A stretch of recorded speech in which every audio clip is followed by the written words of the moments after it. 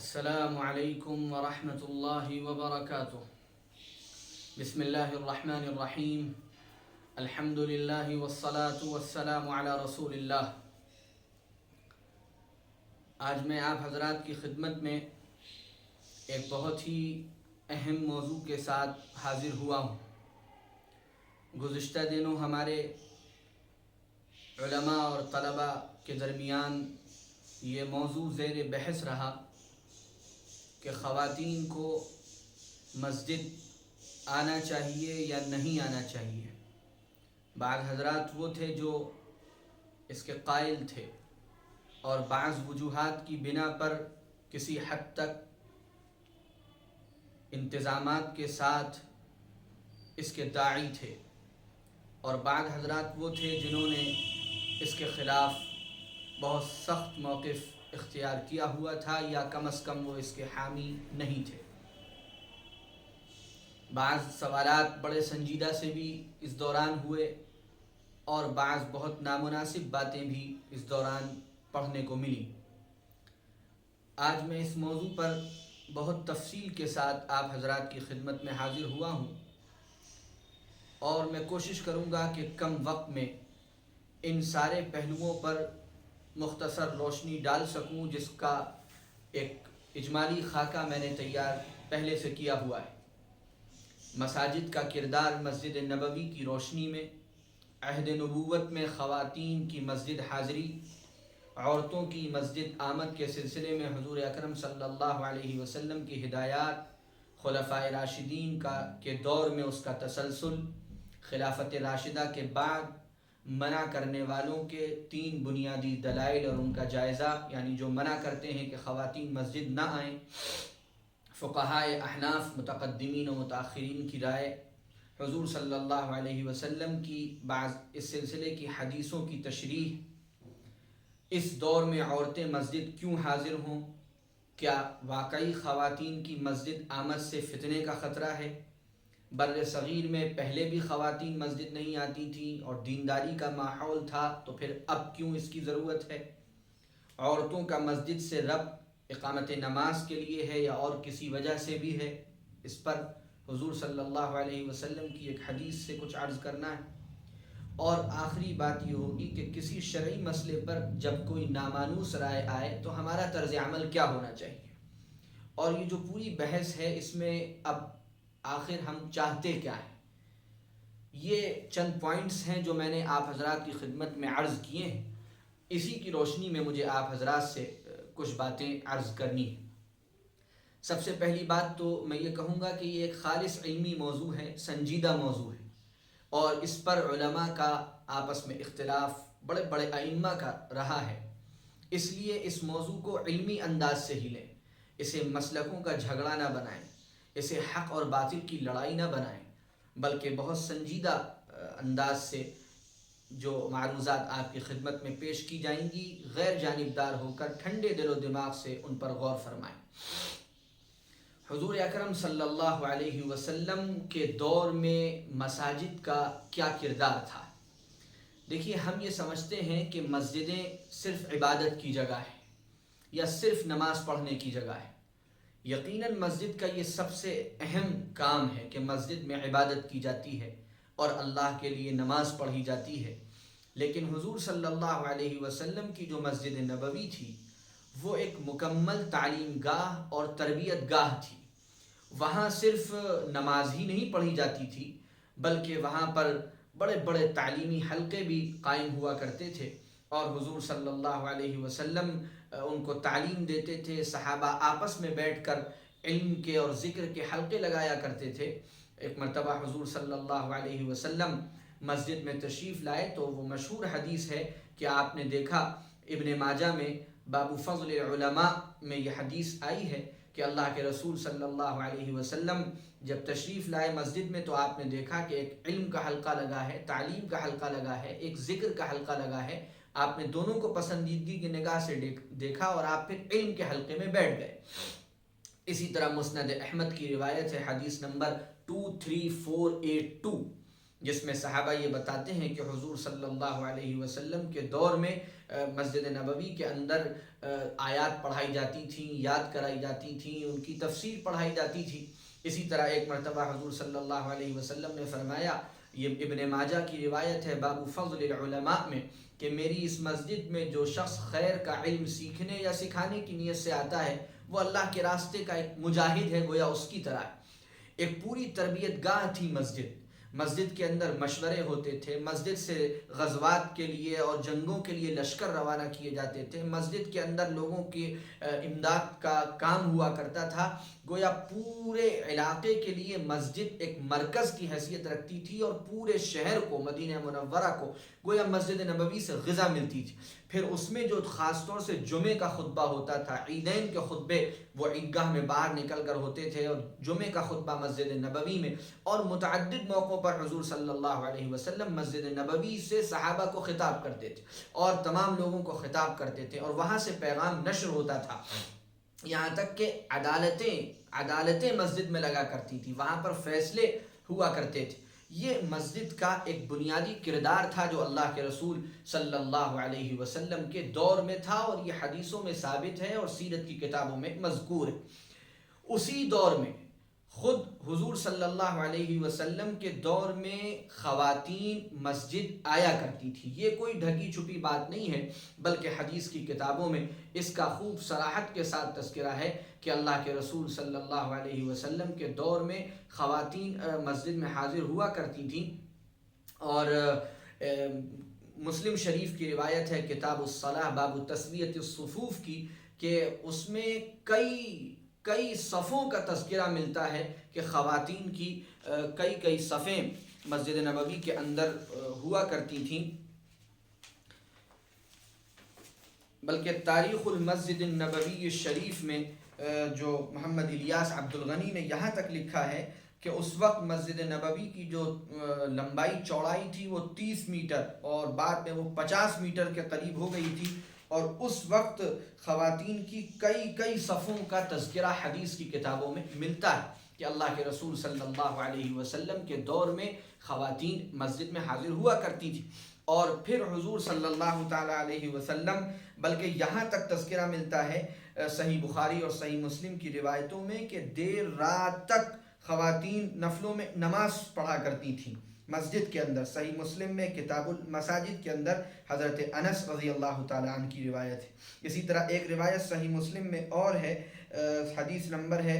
1136، جس میں معلوم ہوتا ہے کہ عاشورہ کے دن بھی صحابیات مسجد میں وقت گزارا کرتی تھی۔ یہاں تک تذکرہ ملتا ہے ابو داؤد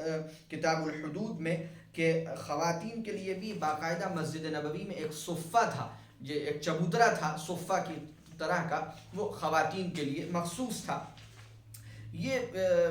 تذکرے احادیث کی کتابوں میں ملتے ہیں۔ یہاں تک تذکرہ ملتا ہے ابن ماجہ میں حدیث نمبر 1527 کتاب الجنائز میں کہ ایک خاتون تھی جو مسجد نبوی میں صفائی بھی کیا کرتی تھی۔ اور اسی طرح تذکرہ ملتا ہے سنن ابی داؤد میں حدیث نمبر 585 میں کہ خواتین صرف مسجد نبوی میں ہی نہیں بلکہ دیگر مقامات پر بھی باجماعت نماز میں حاضر ہوا کرتی تھی۔ یہ حضور صلی اللہ تعالی علیہ وسلم کے دور کے واقعات ہیں جو میں نے آپ کی خدمت میں عرض کیے۔ اسی طرح حضور صلی اللہ علیہ وسلم کی جو پھر احادیث ہیں اس سلسلے میں، اس سے بھی پتہ چلتا ہے کہ خواتین حضور کے دور میں مسجد حاضر ہوا کرتی تھیں۔ مثلا حضور صلی اللہ تعالی علیہ وسلم نے ایک موقع پر یہ حدیث موجود ہے حدیث کی کتابوں میں کہ پیچھے سے کسی بچے کے رونے کی آواز آئی تو آپ نے نماز کو ہلکا کر دیا۔ یا ایک موقع پر یہ بھی حدیث ہے کہ آپ صلی اللہ علیہ وسلم نے فرمایا کہ التسبیح للرجال والتصفیق للنساء، کہ اگر امام غلطی کرے تو مرد سبحان اللہ کہہ کر اس کو روکیں گے اور ٹوکیں گے، اور عورتیں آواز نہیں نکالیں گی بلکہ تالی بجائیں گی۔ اس سے بھی معلوم ہوا کہ خواتین حضور صلی اللہ علیہ وسلم کے دور میں مسجد میں حاضر ہوا کرتی تھیں۔ اور پھر اس کے بعد جب بعض حضرات کو تذبذب ہوا کہ عورتوں کو ہم مسجد بھیجیں یا نہ بھیجیں، تب تو حضور صلی اللہ علیہ وسلم نے بڑی وضاحت سے فرمایا تھا، جو حدیث کی متعدد کتابوں میں یہ روایت موجود ہے۔ آپ نے فرمایا تھا کہ لا تمنعوا اماء اللہ مساجد اللہ، ابو داؤد شریف میں حدیث نمبر 585 کتاب الصلاح۔ آپ صلی اللہ علیہ وسلم نے وضاحت کے ساتھ فرمایا کہ اللہ کی بندیوں کو کتاب الصلاۃ 585 کہ اللہ کی بندیوں کو مسجد آنے سے مت روکو. یہ حضور صلی اللہ علیہ وسلم کی صحیح اور صریح حدیث تھی جو آپ صلی اللہ علیہ وسلم نے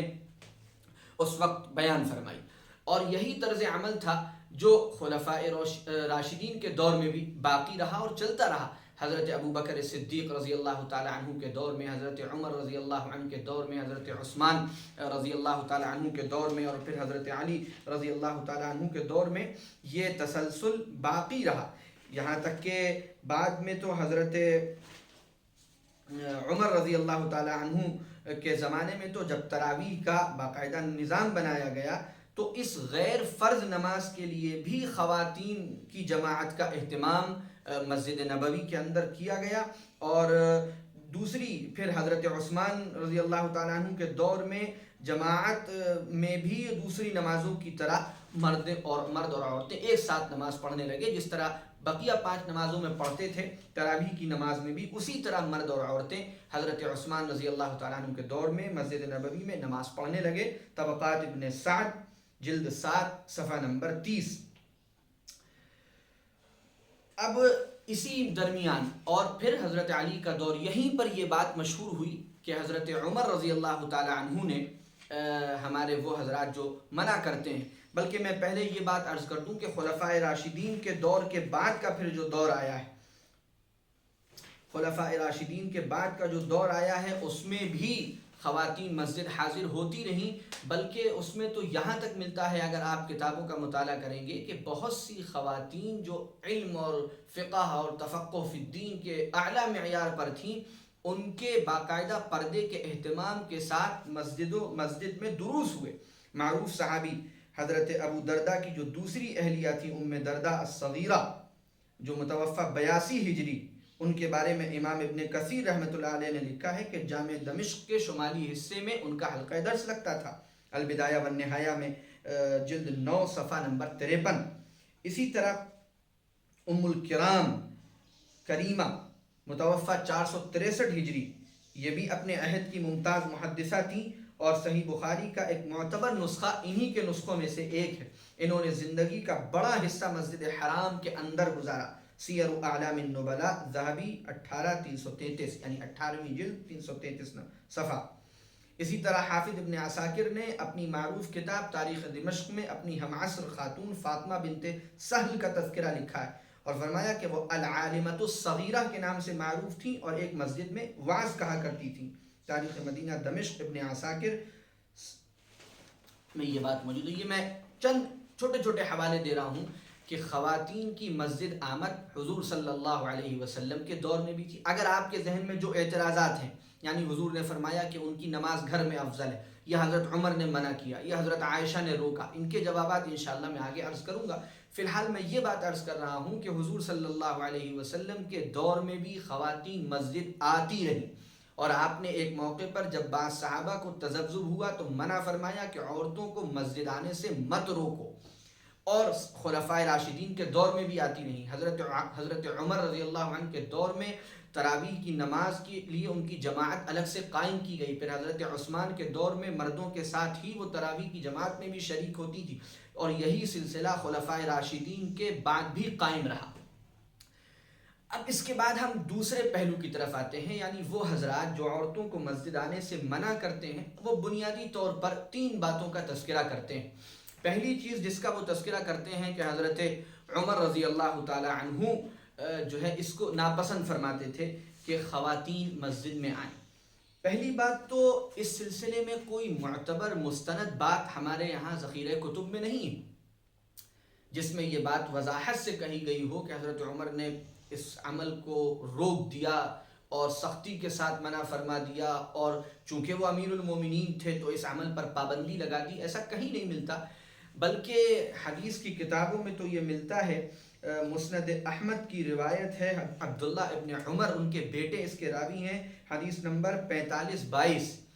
کہ جس دن حضرت عمر رضی اللہ عنہ نے آخری نماز جو پڑھائی جس میں ان پر حملہ ہوا مسجد نبوی میں، اس نماز میں بھی ان کی اہلیہ مسجد نبوی میں حاضر تھی، موجود تھی.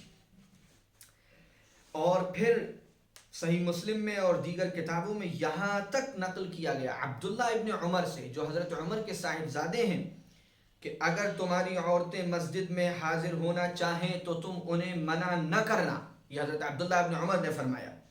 تو ان کے صاحبزادے حضرت بلال نے کہا کہ ہم روکیں گے، ہم منع کریں گے.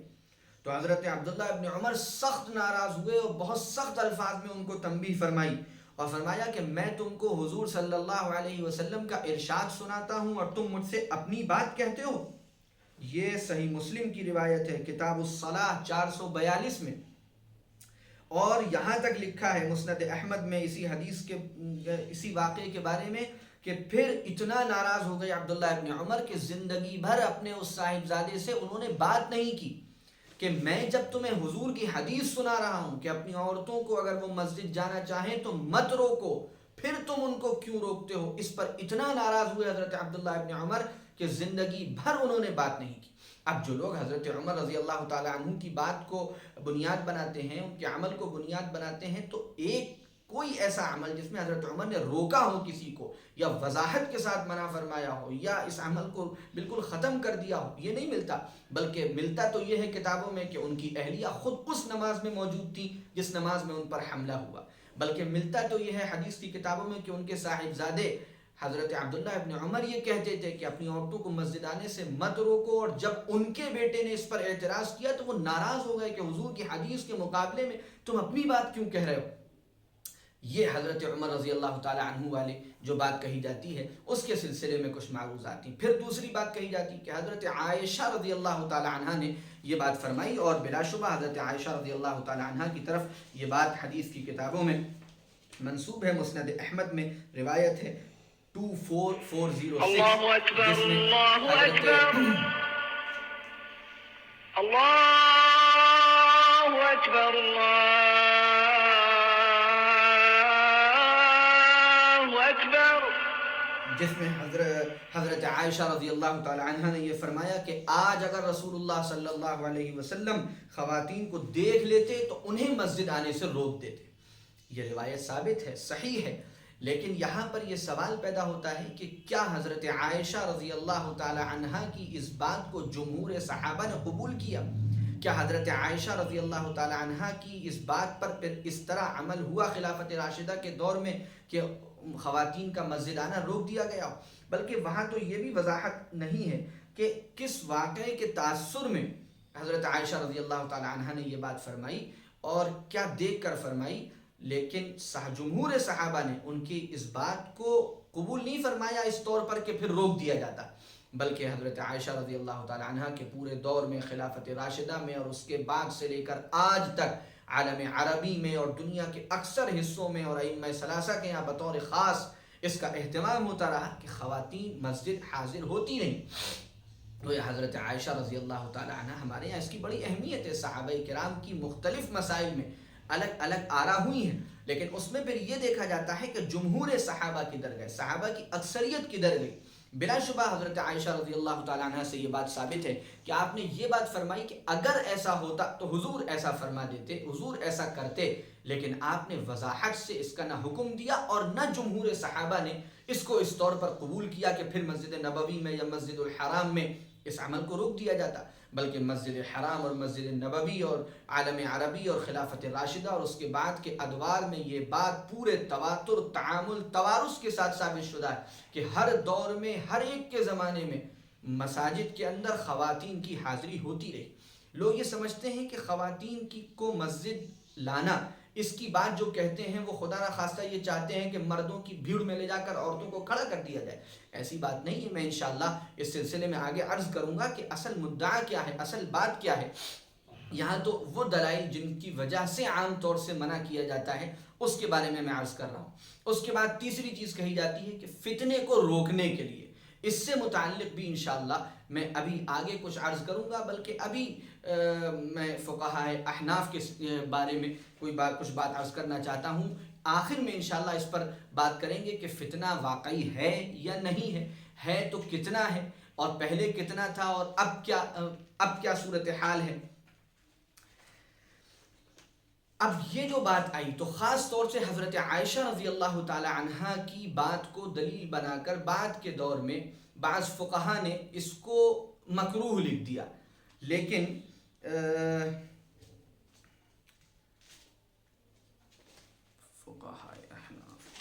بعد کے دور میں اس کو مکروہ لکھ دیا، اور ابتدا میں اس کو مکروہ یعنی تنزیہی کے معنی میں لکھا گیا۔ مکروہ تنزیہی وہ ہوتا ہے جس کا کرنا جائز تو ہو لیکن خلاف اولا ہو، افضل نہ ہو،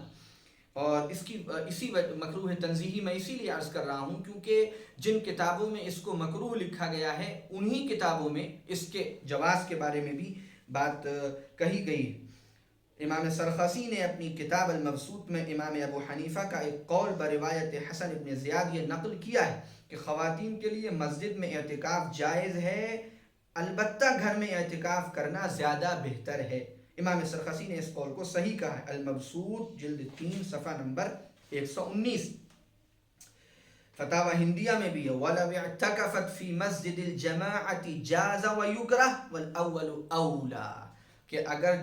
جس مسجد میں باجماعت نماز ادا کی جاتی ہے وہاں خاتون کا اعتکاف کرنا جائز اور مکروہ ہے، جبکہ پہلی صورت بہتر ہے۔ کہیں پر فتاوی عالمگیری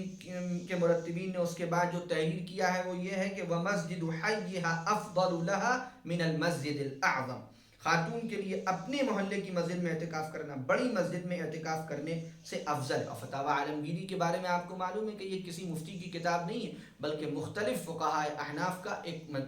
آپس میں جو انہوں نے طے کر کے ان کی جو رائے بنی اس کا ایک مجموعہ ہے۔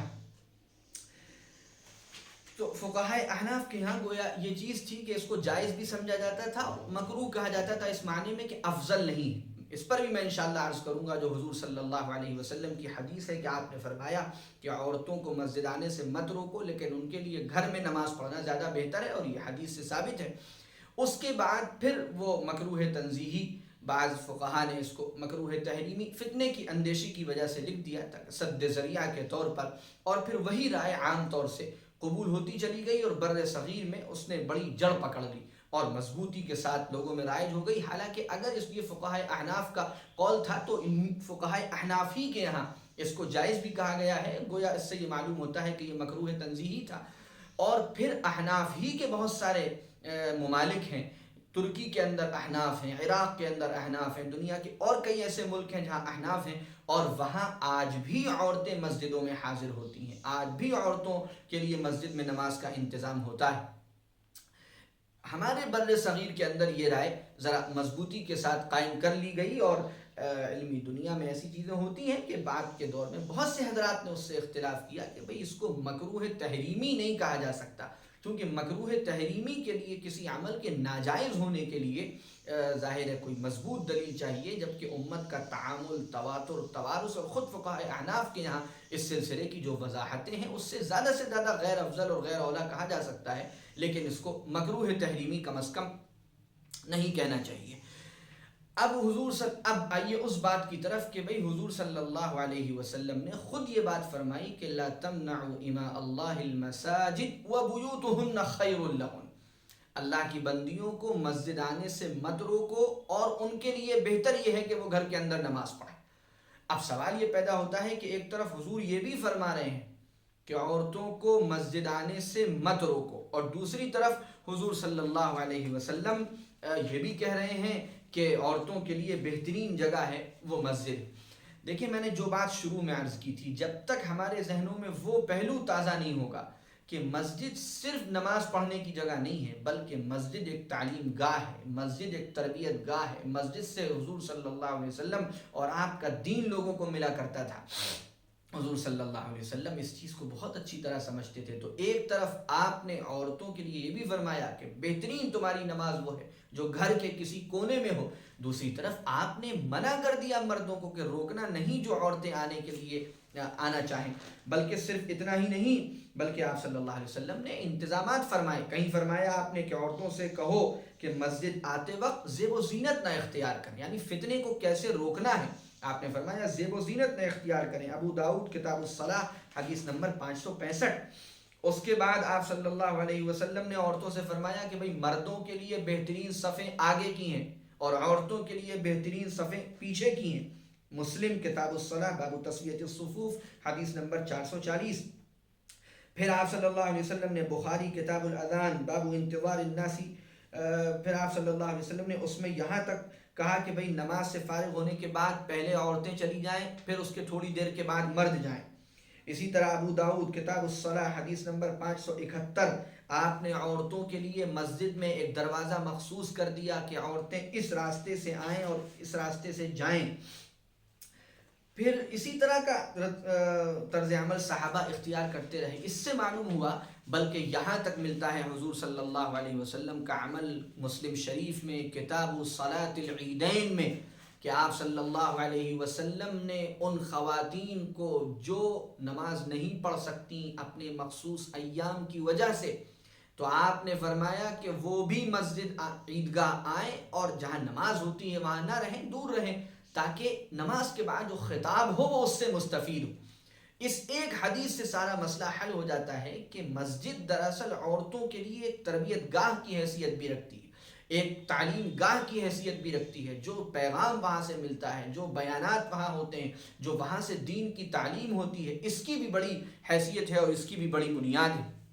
اور اسی لیے حضور صلی اللہ علیہ وسلم ایک طرف عورتوں سے یہ بھی کہتے تھے کہ بھئی تمہارے لیے بہتر ہی ہے کہ تم گھر میں نماز پڑھو۔ جو عورت ایسی ہے جو بہت بلندی تک پہنچ گئی اور دینی احکامات سے واقف ہو گئی اور خوب ترقیاں اس کو دین میں مل گئیں، ظاہر ہے کہ پھر وہ اپنے گھر کے کونے میں زیادہ وقت گزارے۔ لیکن جو عورتیں ابھی تربیتی مراحل میں ہیں، دین سیکھ رہی ہیں، دین کے قریب آ رہی ہیں، ایسے میں مسجد کا ماحول ان کے لیے بڑا مفید ہے، بڑا کارگر ہے، بڑا مؤثر ہے، بڑا ان کو دین سے قریب کرنے والا ہے۔ اسی لیے ان دونوں چیزوں کے درمیان خود حضور نے اپنے عمل سے تطبیق دی۔ آپ نے بات وضاحت سے فرما دی، افضل تمہارے لیے گھر میں نماز پڑھنا ہے۔ پھر مردوں کو تاکید کی، روکنا مت، آنے دینا اگر وہ آنا چاہیں، اور پھر نہ صرف آنے دینا بلکہ سارے انتظامات ان کے لیے کیے، دروازہ الگ کیا، صفیں متعین فرمائیں، اور بعض موقعوں پر آپ نے تلقین فرمائی کہ بھئی عیدین میں حاضر ہو، فلاں وقت حاضر ہو، تاکہ تم بیان سنو، خطاب سنو اور دین کا تمہارے اندر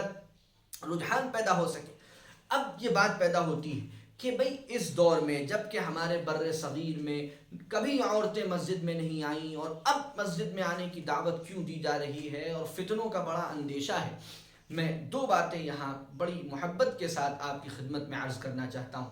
پہلی بات تو یہ کہ بر صغیر میں اب تک عورتیں نہیں آئیں، یہ کوئی ایک صاحب نے مجھ سے یہ بات کہی تھی، اس لیے میں عرض کر رہا ہوں، یہ کوئی بہت مضبوط بات نہیں ہے۔ ہم ابھی پچھلے سال بھوپال گئے تھے، تاج المساجد حاضر ہوئے، تو وہاں جو صاحب ہم کو زیارت کروا رہے تھے، دکھا رہے تھے، انہوں نے باقاعدہ ہمیں ایک ہال دکھایا جو مسجد سے متصل بائیں طرف کو تھا، کہ یہ پورا ہال خواتین کے لیے مخصوص تھا اور خواتین اس میں حاضر ہوا کرتی تھیں اور یہاں ان کو آواز بھی آتی تھی اور وہ نماز میں مردوں کے ساتھ شریک رہتی تھی۔ ظاہر ہے کہ اس پر اگر تحقیق کی جائے گی تو اس بات کی بھی وضاحت ہو جائے گی اور بات صاف سامنے آ جائے گی کہ واقعی کیا خواتین کبھی بر صغیر میں مسجدوں میں نہیں آئیں، یا پھر یہ بعد میں یہ رائے پختگی پکڑتی چلی گئی۔ دوسری بات کہ 1000 سال تک اسلام جب یہاں آیا ہے، اس کے بعد 1000 سال تک مسلمانوں نے اس ملک پر حکمرانی کی اور دبدبہ تھا مسلمانوں کا اور رعب تھا مسلمانوں کا۔ اب جو مذہب رائج ہوتا ہے اور جس مذہب کی حکومت ہوتی ہے اور جس مذہب کے ماننے والوں کی بالادستی ہوتی ہے، اس مذہب کے فروغ کے بہت سے راستے اختیار کیے جاتے ہیں، بہت سے طریقے اختیار کیے جاتے ہیں، اور اس مذہب کا تذکرہ ہوتا ہے، اس کے چرچے ہوتے ہیں۔ ظاہر ہے کہ اس دور میں جس میں کسی مذہب کو بالادستی حاصل ہو، لوگ اس مذہب کی طرف اپنی نسبت کرنا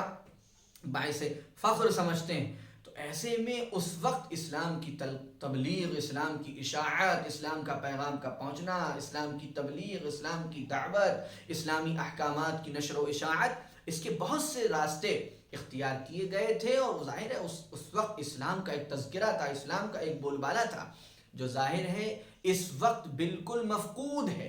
ہم جس موہوم فتنے کی بات کر رہے ہیں، آپ ذرا سنجیدگی کے ساتھ اس پر غور فرمائیں۔ اس وقت جو بڑا مسئلہ ہے کہ کفر اور شرک دندناتا پھر رہا ہے، اور کھینچ کر کفر اور شرک کی طرف ہماری ماؤں اور بہنوں کو گھسیٹا جا رہا ہے، اور کفر اور شرک کے قریب کیا جا رہا ہے اور الحاد کے قریب کیا جا رہا ہے۔ ایسے میں ان کے لیے سب سے زیادہ مؤثر اور مفید جگہ وہ اللہ کا گھر ہے۔ آج کتنے گھرانے ایسے ہیں جن میں تبدیلی مردوں کے اندر جو آئی، آپ ان سے بات کریں، آپ ان سے پوچھیں کہ تمہارے اندر یہ تبدیلی کیسے آئی، وہ بتائیں گے کہ ایک مسجد میں بیان سن لیا تھا، کہیں خطاب سن لیا تھا، کہیں کسی کی تقریر سن لی تھی، اور پھر اچانک داعیہ پیدا ہوا اور پھر اچانک جذبہ پیدا ہوا جس سے ایک دم تبدیلی آ گئی۔ آج صورتحال یہ ہے کہ ہمیں اس فتنے کا تو خطرہ ہے جو فتنہ لاکھوں مسجدوں میں عورتیں حاضر ہوتی ہیں، عالم عربی میں حاضر ہوتی ہیں، ترکی میں حاضر ہوتی ہیں، یورپ میں حاضر ہوتی ہیں، انڈونیشیا ملیشیا میں حاضر ہوتی ہیں، اور پورے امریکہ میں حاضر ہوتی ہیں، دنیا کی مختلف ملکوں میں، بر صغیر کے ہمارے خاص طور سے ہمارے جو بہت سے حلقے ہیں، جماعت اسلامی کا حلقہ ہے اور جمعیت اہل حدیث کا حلقہ ہے، ان کے یہاں عورتیں مسجدوں میں حاضر ہوتی ہیں۔ کون سا وہ فتنہ ہے، کون سا وہ معاملہ ہے ایسا ناخوشگوار جو مسجدوں میں نعوذ باللہ پیش آتا ہے؟ حرمین میں عورتیں حاضر ہوتی ہیں، ساتھ میں طواف ہوتا ہے، کہیں وہ فتنہ جس کا ہم سمجھتے ہیں کہ فتنہ ہے، وہ فتنہ ایسے کہیں نہیں پیش۔ اکا دکا کوئی واقعہ اس کو بنیاد بنا کر اپنی ایک پورے طبقے کو جس کے اوپر ذمہ داری ہے، خواتین پر نسل کی تربیت کی ذمہ داری۔ آج بچوں کی صحیح دینی تربیت نہ ہونے کی بنیادی وجہ یہ ہے کہ خواتین کے اندر دینی شعور نہیں۔ ہم روایتی دیندار لوگ اور خاندانی دیندار لوگ اور علماء کے طبقے کے لوگ اور اچھے دیندار گھرانوں کے لوگ ہم یہ سمجھتے ہیں کہ جس طرح ہماری عورتیں دین سے واقف ہیں اور جس طرح ان کو دین کی واقفیت ہے، ساری عورتوں کو اسی طرح واقفیت ہے۔ چل پھر کر دیکھیے، 30 سال 40 سال کی عورتیں ہیں، اور میں قسم کھا کے کہہ سکتا ہوں شاید زندگی میں 5 مرتبہ بھی ان کے کان میں اللہ رسول کا نام نہیں گیا ہے۔ کوئی تذکرہ ان کے سامنے نہیں، کوئی بات ان کے سامنے نہیں۔ مرد بیچارہ جمعے کے بہانے کوئی بات سن لیتا ہے، اجتماع کے بہانے کوئی بات سن لیتا ہے، اور کسی ذریعے سے کوئی بات اس کے کان میں پڑ جاتی ہے۔ عورتیں بالکل محروم ہیں، عورتیں بالکل محروم ہیں۔ پرانے دور کے حالات پر اس دور کو قیاس مت کیجیے۔ پہلے کے دور میں جس فتنے کو اندیشہ بنایا گیا، جس فتنے کا اندیشہ اور جس فتنے کا تذکرہ کیا گیا، وہ ممکن تھا کیونکہ کوئی ایسا ذریعہ نہیں تھا جس سے لڑکیاں یا عورتیں کسی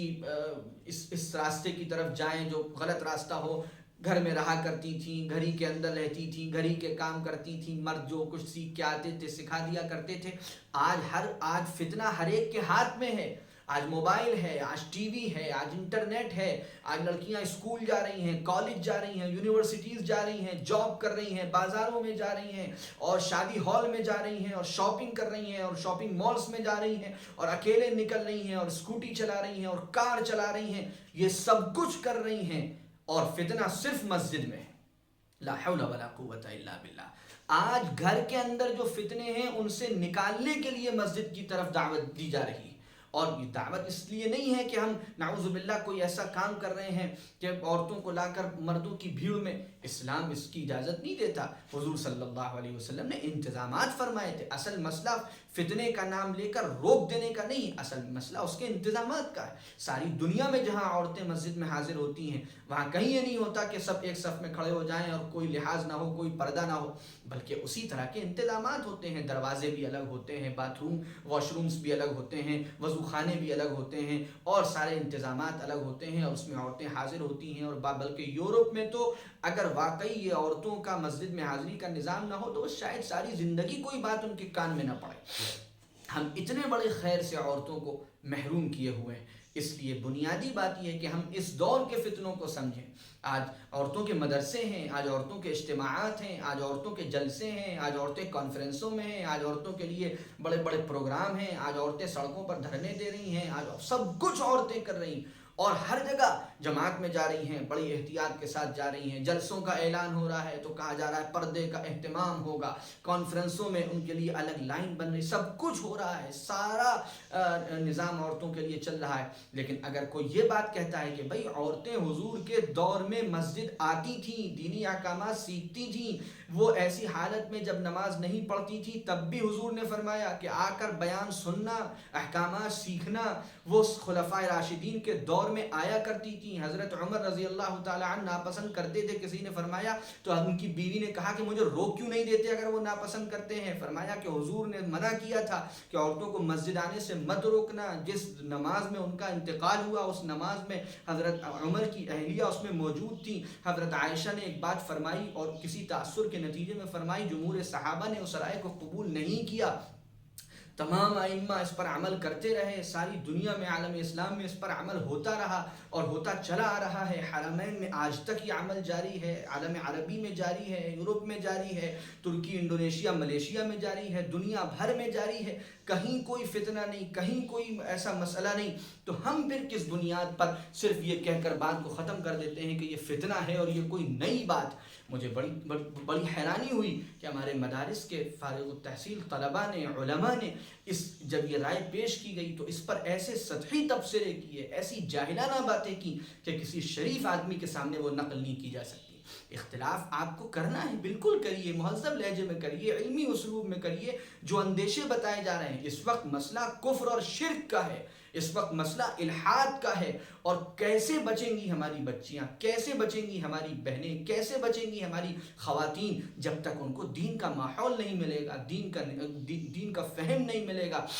ان کو کوئی واقفیت نہیں عالم اسلام سے، اسلامیت سے، مسلمانوں سے اور دینی زندگی سے، دینی شعور سے کوئی واقف، کیونکہ زندگی میں انہوں نے کبھی ایک لفظ اس طرح کا نہیں سنا، ایک جملہ اس طرح کا ان کے کان میں نہیں پڑا۔ جب تک وہ مسجد کے نورانی ماحول میں نہیں آئیں گی، پاکیزہ ماحول میں نہیں آئیں گی اور ان کے کانوں میں خیر کی باتیں اور اچھی باتیں نہیں پہنچیں گی، یہ شعور میں بیدار نہیں ہو سکتا۔ اور ہم اپنے گھروں کی خواتین پر قیاس نہ کریں جن کو اللہ تعالیٰ نے علماء کا گھرانہ دے دیا یا خاندانی دینداری عطا فرما دی، یہ 2%، 3% ہے۔ 97%، 98% ہماری وہ خواتین ہیں جن کا گھریلو ماحول ایسا ہے کہ بس ان کے مرد نماز پڑھ لیتے ہیں، کبھی جمعے میں آ جاتے ہیں، کبھی 2-4 نمازیں اور پڑھ لیتے ہیں۔ یہ وہ ماحول کی خواتین تو بالکل ناواقف ہوتی ہیں۔ میں تجربے کے بعد یہ بات عرض کر رہا ہوں، بہت قریب سے دیکھ کر یہ بات عرض کر رہا ہوں، کچھ نہیں معلوم ہوتا ان کو، کوئی حلال حرام، پاکی ناپاکی اور جائز و ناجائز کے مسائل سے ان کو واقفیت نہیں ہوتی۔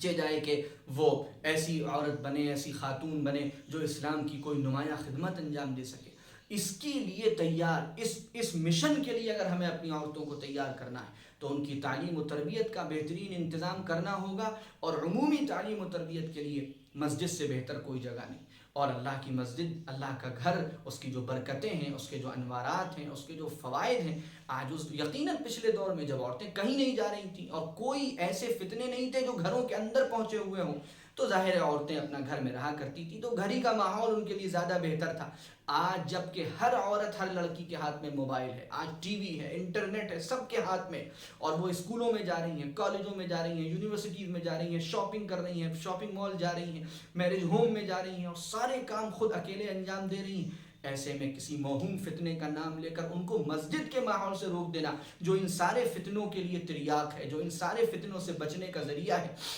یہ عجیب و غریب بات ہے جو بعض حضرات بہت اس لب و لہجے میں کہتے ہیں کہ گویا مسجد کی بات کہنے والے کوئی نعوذ باللہ گناہ کی دعوت دے رہے ہیں۔ آپ اس پورے پس منظر کو سمجھیے۔ ہم یہ نہیں کہتے کہ عورتوں کو لا کر صفوں میں بیچ میں کھڑا کر دو اور یا ہر مسجد کو اس کے لیے کھول دو، یہ نہیں ہے، بلکہ ہر علاقے میں، ہر محلے کی ایک کوئی مرکزی مسجد ہوتی ہے جو ذرا بڑی ہوتی ہے، وسیع ہوتی ہے، وہاں ایک ہال بنایا جا سکتا ہے، وہاں ایک انتظام کیا جا سکتا ہے، یا اب جو تعمیرات ہوں اس میں اس کا لحاظ رکھا جائے کہ اگر ہماری خواتین مسجد آنا چاہیں، کسی دن ان کو مسجد میں بلانا چاہیں، ان کو جمع کرنا چاہیں اور ان سے بات کرنا چاہیں، اور وہ کبھی کبھی حاضر ہونا چاہیں، تو مسجد کے ماحول سے ان کو ایک مناسبت ہو اور وہ حاضر ہو جایا کریں، اور کوئی روک ٹوک ان پر نہ ہو، اس لیے کہ روک ٹوک کے جو نقصانات ہوں گے تو یہ حضور کی حدیث کے خلاف عمل ہوگا، کیونکہ حضور نے سختی کے ساتھ منع فرمایا لا تمنعوا اماء اللہ، اور اسی پس منظر میں منع فرمایا۔ آپ ہی نے یہ بات فرمائی کہ گھر میں رہنا تمہارے لیے افضل ہے، لیکن آپ اس تعلیم و تربیت کے مراحل سے واقفیت رکھتے تھے، آپ ایک مربی تھے، آپ مصلح تھے، آپ نفسیات کو سمجھتے تھے کہ کس وقت کس چیز کی کتنی ضرورت ہے۔ اللہ کے رسول صلی اللہ علیہ وسلم نے اسی لحاظ سے اپنی صحابیات کے ساتھ معاملہ کیا۔ آپ نے یہ فرمانے کے باوجود ان کے لیے انتظامات فرمائے، یہ فرمانے کے باوجود عید میں آنے کا ان کو حکم دیا، یہ فرمانے کے باوجود آپ نے ان میں وعظ و نصیحت فرمائی۔ بعض موقعوں پر آپ مردوں میں بیان کر کے اترے اور پھر عورتوں میں جا کر آپ نے الگ سے خطاب فرمایا۔ اس سے اندازہ ہو سکتا ہے کہ آپ ان کی تربیت کی کتنی فکر فرماتے تھے، ان کی تعلیم کی کتنی فکر فرماتے تھے، اور کتنی اہمیت سے ان کے سامنے بات کو رکھتے تھے۔ اور یہی تسلسل خلفائے راشدین کے دور میں رہا، کسی خلیفہ راشد نے عورتوں کی مسجد میں آنے پر پابندی نہیں لگائی۔ بعد کے دور میں خلفائے راشدین کے بعد عورتوں نے بڑے بڑے کارنامے انجام دیے، انہوں نے مسجدوں میں پردے کے اہتمام کے ساتھ وعظ و نصیحت کی، انہوں نے لوگوں کو، اپنے شاگردوں کو حدیث کی اجازتیں دیں۔ یہ سب ہماری کتابوں میں موجود ہے، تاریخوں میں موجود ہے۔ اس لیے جو لوگ اس بات کو یہ سمجھتے ہیں کہ یہ کوئی نئی بات پیش کی جا رہی ہے، کوئی نیا مسئلہ پیش کیا جا رہا ہے اور جمہور سے ہٹ کر بات کی جا رہی ہے، یہ بالکل غلط بات ہے۔ جمہور کا مطلب صرف یہ نہیں ہے کہ اگر ہمارے بعض فقہا نے کسی رائے کو قبول کیا ہے تو وہ جمہور ہے۔ جمہور پوری امت کا نام ہے۔ امت کے جمہور نے مسجد میں خواتین کی حاضری سے کبھی منع نہیں کیا، بلکہ اس کا انتظام فرمایا۔ اور بعض آج کل کے جو حالات ہیں، جسے میں نے عرض کیا کہ فتنے ہر گھر میں داخل ہو گئے ہیں، شرک اور کفر کی دعوتیں ہیں، شرک اور کفر دندناتا پھر رہا ہے، ہزاروں لاکھوں کی تعداد میں ہماری بہنیں مرتد ہو رہی ہیں اور غیر اس مسلموں کے ساتھ جا رہی ہیں۔ ایسی صورتحال میں اب اس وقت اس پہلو سے زیادہ فکر کی ضرورت ہے کہ ان کو دین کے ماحول سے جوڑا جائے اور ان کے لیے ایک طرف اجتماعات بھی ہوں اور جلسے بھی ہوں اور ان کو اصلاح کی بات بھی ان سے کی جائے اور وہ مدرسوں میں بھی جائیں۔ کیا واقعات بہت سی جگہوں پر پیش نہیں آتے؟ کا دکا واقعات مدرسوں میں بھی پیش آ سکتے ہیں، کسی کانفرنس میں بھی پیش آ سکتے ہیں، کسی جماعت میں بھی پیش آ سکتے ہیں۔ آدمی اپنی طرف سے پوری احتیاط کرتا ہے، پھر کوئی ایک آدھ واقعہ پیش آ گیا تو اس کو بنیاد بنا کر اس پوری محنت پر پانی نہیں پھیر دیا جاتا۔ یہی صورتحال یہ ہے۔ 1400 سال سے امت کا جو تعامل، تواتر، توارث ہے کہ خواتین ہر دور میں، ہر زمانے میں مسجدوں میں آئی ہیں، انہوں نے مسجدوں میں عبادت کی ہے، ان کے لیے انتظام کیے گئے، اہتمام کیے گئے، پردے کا انتظام کیا گیا، الگ دروازوں کا، الگ ہال کا انتظام کیا گیا اور انہوں نے وہاں عبادت بھی کی اور خیر کی باتیں بھی لیں اور وہ اللہ کے سامنے روئی بھی اور مسجد سے ایک ان سے ایک تعلق ان کا پیدا ہوا۔ حدیث میں تو حضور فرما رہے ہیں احب البلاد الی اللہ مساجدها وابغض البلاد الی اللہ اسواقها۔ ہم نے عورتوں کے لیے بازاروں میں ٹہلنا، شاپنگ مال میں ٹہلنا اور شادی ہال میں تیار ہو کے جانا جائز کر دیا اور مسجدوں میں آنا ان کو حرام کر دیا۔ یہ عجیب و غریب بات ہے۔ اللہ کے نزدیک سب سے بہترین جگہ مسجد ہے اور سب سے بری جگہ بازار ہے۔ اگر حفاظت کے ساتھ، پردے اور حجاب کے ساتھ عورتوں کا مدرسوں میں جانا جائز ہے اور جلسوں میں جانا جائز ہے اور کانفرنسوں میں جانا جائز ہے اور شادیوں میں جانا جائز ہے اور شاپنگ میں جانا جائز ہے، تو پھر مسجد جانا کیوں حرام ہے؟ پھر مسجد جانے ہی سے سارے فتنے کیوں اور اندیشے پیدا ہوتے ہیں؟ جبکہ مسجد پاکیزہ جگہ ہیں، اللہ کی یاد کی جگہ ہیں۔ حرمین میں، مطاف میں لاکھوں مرد عورت ساتھ میں طواف کرتے ہیں، کوئی فتنہ نہیں، کوئی اندیشہ نہیں، کوئی خرابی نہیں۔ تو یہ بلا وجہ کی بات ہے کہ آدمی اس طرح کے موہوم فتنے اور اندیشے سوچ لے اور اس کی بنیاد پر اس بڑے طبقے کو جس نے ہماری نسل کو تیار کرنا ہے، جس نے انسانیت کو ایک پوری نسل دینی ہے، جب اس کی خود تربیت نہیں ہوگی، وہ آئندہ اپنی آنے والی نسل کی کیا تربیت کرے گی؟ اس لیے اس پہلو کے ساتھ اس پر غور کریں، اس پہلو کے ساتھ ان پہلوؤں کو سامنے رکھ کر اس اپنی رائے پر نظر ثانی فرمائیں اور منظم طریقے پر، کوئی شور شرابہ نہیں، کوئی ہنگامہ نہیں، کوئی یہ مسئلہ نہیں کہ ہر مسجد میں عورت کو لے جا کر کھڑا کر دو۔ مرتب طریقے پر، منظم طریقے پر، پردوں کے اہتمام کے ساتھ، انتظامات کے ساتھ، تعلیم و تربیت کے مرحلوں کو سامنے رکھ کر پھر مسجدوں کے دروازے خواتین کے لیے اس طرح کھلے ہوں کہ وہ وہاں پر عبادت بھی کر سکیں اور تعلیم بھی حاصل کر سکیں اور ان کے اندر اسلام اور مسلمانوں کے اجتماعی مسائل سے جڑنے کا سلیقہ بھی پیدا ہو۔ ان کے اندر اسلامی اجتماعیت پروان ہی نہیں چڑھ سکتی جب تک وہ اپنے جیسی بہت سی الگ الگ قبائل اور الگ الگ شکل اور الگ الگ مزاج کی عورتوں کے ساتھ میں نہ ہو، تب تک وہ اسلامی اجتماعیت کی روح پیدا نہیں ہو سکتی۔ مردوں میں وہ اسی لیے پیدا ہو جاتی ہے کہ وہ ساتھ رہتے ہیں، ساتھ بیٹھتے ہیں، ساتھ نماز پڑھتے ہیں، ملتے اور جلتے ہیں۔ یہ حضور صلی اللہ علیہ وسلم کی تربیت گاہ تھی مسجد۔ حضور کے دور میں خواتین آتی رہیں، آپ نے منع فرمایا ان لوگوں کو جو روکتے ہیں، اور خلفائے راشدین کے دور میں آتی رہیں، میں نے تفصیل کے ساتھ عرض کر دیا، بعد کے ادوار میں آتی رہیں، آج تک آ رہی ہیں، حرمین میں آج بھی آتی ہیں، عالم عربی میں، ترکی میں، انڈونیشیا، ملیشیا میں، یورپ میں اور بر صغیر میں بھی ہمارے بعض حلقوں میں آج بھی خواتین مسجد آتی ہیں۔ کوئی فتنہ نہیں، کوئی خرابی نہیں، کوئی پریشانی لاحق نہیں ہوتی۔ اس لیے اس رائے پر سنجیدہ غور و فکر فرمائیں اور اس رائے پر اس دور میں ہمیں اپنے متقدمین فقہاء پر طعن و تشنیع کی ضرورت نہیں۔ اس دور کی جو صورتحال تھی وہ یہ تھی کہ امن و امان تھا، فتنے نہیں تھے۔ وہ فتنے جو اس وقت ہیں، موبائل کے ذریعے، انٹرنیٹ کے ذریعے، ٹی وی کے ذریعے اور شرک اور کفر کی کھلی دعوت اور ارتداد، یہ فتنے زیادہ بڑھے۔ اس وقت یہ سب نہیں تھا، عورتیں گھروں ہی میں رہتی تھی، لہذا اس کو زیادہ قبول کیا گیا اس رائے کو کہ بھئی گھر ہی میں رہو، باہر نہ نکلو، بلا وجہ انتشار ہوگا اور کوئی مسئلے پیدا ہوں گے۔ لیکن اس دور میں جبکہ یہ سارے فتنے گھر کے اندر ہیں اور باہر کے شرک اور کفر اور الحاد کے فتنے میں عورتیں ہر جگہ مبتلا ہو رہی ہیں اور ہر جگہ جا رہی ہیں، ہر جگہ مل رہی ہیں، بیٹھ رہی ہیں، ہر کام کر رہی ہیں، ایسے میں اب رائے تبدیل کرنا، نقطۂ نظر کا تبدیل کرنا اور ادب و احترام کے ساتھ اس پرانی رائے کی تعویل کرتے ہوئے اس سے اختلاف اس طور پہ کرنا کہ بھئی اس دور میں وہ رائے زیادہ بہتر نہیں ہے، اس دور میں یہ رائے زیادہ بہتر ہے کہ خواتین کے لیے مسجد کے دروازے کھول دیے جائیں اور ان کی تعلیم و تربیت کا وہاں انتظام ہو، پردے کا اہتمام ہو اور اس کے لیے تدبیریں کی جائیں، کوششیں کی جائیں۔ تو یہ بالکل بھی بڑوں سے اختلاف نہیں، یہ بالکل بھی کوئی گستاخی نہیں ہے۔ یہ اصل میں ہم جس ماحول میں رہتے ہیں، ہمیں کوئی نامانوس رائے ہمارے سامنے آتی تو ہم فوراً یہ سمجھتے ہیں کہ کوئی گستاخ ہے، کوئی راہ سے ہٹا ہوا ہے، کوئی منحرف ہے۔ ایسا بالکل نہیں ہے۔ دوسری آراء کا قبول کرنا اور ادب اور احترام کے ساتھ کسی رائے سے اختلاف کرنا یہ اہل علم میں تسلسل کے ساتھ جاری رہا ہے اور بڑے بڑے ائمہ سے ان کے بڑے بڑے شاگردوں نے اس طور پر اختلاف کیا اور اپنی رائے کو پیش کیا اور ادب اور احترام کے ساتھ ہم بھی بغیر کسی گستاخی، بغیر کسی شور شرابے کے اور سب کے احترام کے ساتھ یہ بات عرض کرتے ہیں کہ اس دور میں جو حالات تھے شاید وہ رائے زیادہ مناسب تھی، لیکن اس دور میں ہمیں اس رائے کو قبول کرنا چاہیے جو ائمہ ثلاثہ کے یہاں رائج ہے، خود احناف کے یہاں ترکی میں، شام وغیرہ میں، عراق میں رائج ہے، اور جو 1400 سال سے امت کا تعامل اور توارث ہے جو حرمین شریفین میں بھی جاری ہے کہ خواتین کے لیے مسجد کے دروازے کھلے ہوں، ان کے لیے انتظامات ہوں اور وہ مسجدوں میں آ کر تعلیم و تربیت حاصل کر رہی ہوں جیسا کہ وہ اور بہت سے دینی پروگراموں میں حاضر ہوتی رہتی ہیں۔ یہ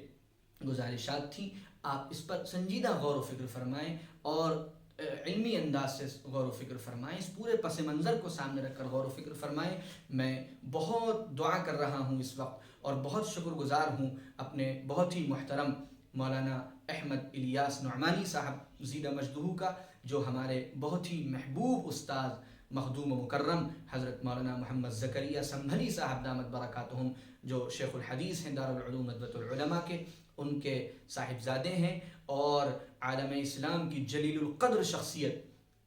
عالم اسلام کے جلیل القدر مفسر و محدث حضرت مولانا محمد منظور نعمانی رحمۃ اللہ علیہ کے حقیقی نواسے ہیں مولانا الیاس نعمانی صاحب، اور اس دور کے بڑے عالم مفکر حضرت مولانا سجاد نعمانی صاحب کے حقیقی بھانجے ہیں۔ تو ہمارے الیاس بھائی نے اس موضوع پر جو کتاب لکھی ہے بڑی زبردست، چھوٹا سا کتابچہ ہے لیکن ان سارے پہلوؤں کو دریا بکوزے کی طرح سمیٹ دیا ہے۔ مساجد میں خواتین کی آمد کے عنوان پر، وہ انٹرنیٹ پر بھی موجود ہے اور مکتبوں پر بھی موجود ہے۔ میں نے اسی کتاب سے اصلاً اخذ اور استفادہ کیا ہے اور اسی کے مضامین کو آپ کے سامنے کچھ تفصیلات کے ساتھ اور کچھ حذف و اضافے کے ساتھ پیش کرنے کی کوشش کی ہے۔ اللہ کرے کہ میری یہ آواز